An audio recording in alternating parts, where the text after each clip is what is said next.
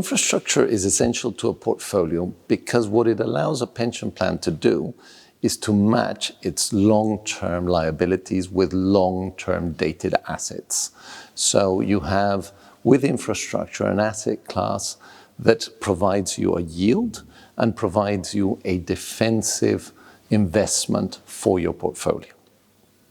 Infrastructure in times of volatility is a really interesting asset class.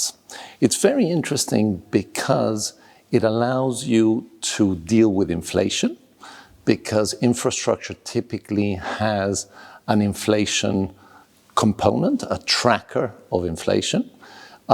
It also is not subject to demand risk. You try and isolate demand risk.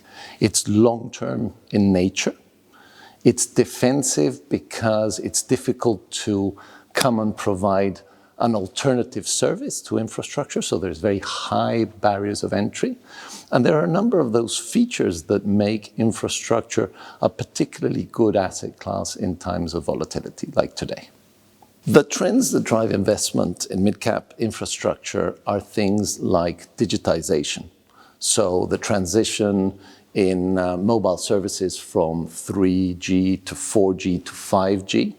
Other things such as the need for connectivity. So internet connectivity is now an essential infrastructure service.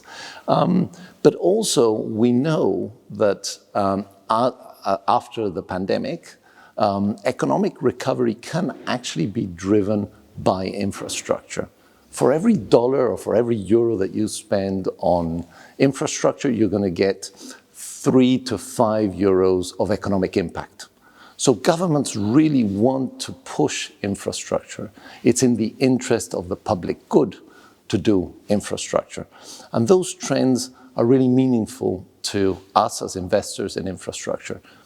Also, governments have limited fiscal space today.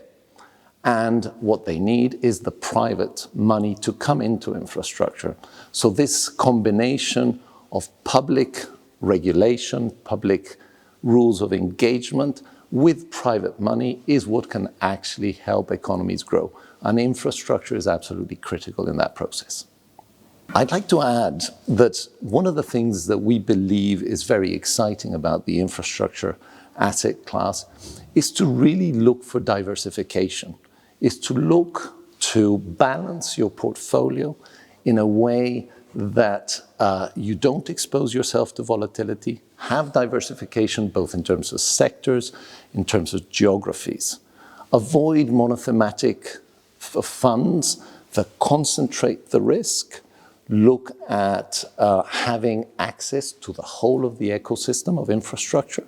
You can do that by investing in secondaries where you have access to older vintages, you have access to assets that are already de-risked, and at the same time combine that with co-investments for certain selective niche strategies that can really complement how you manage your portfolio.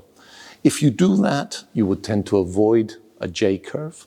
You will tend to have a much more consistent yield portfolio or yielding portfolio, and you'll still achieve capital growth at the end of it.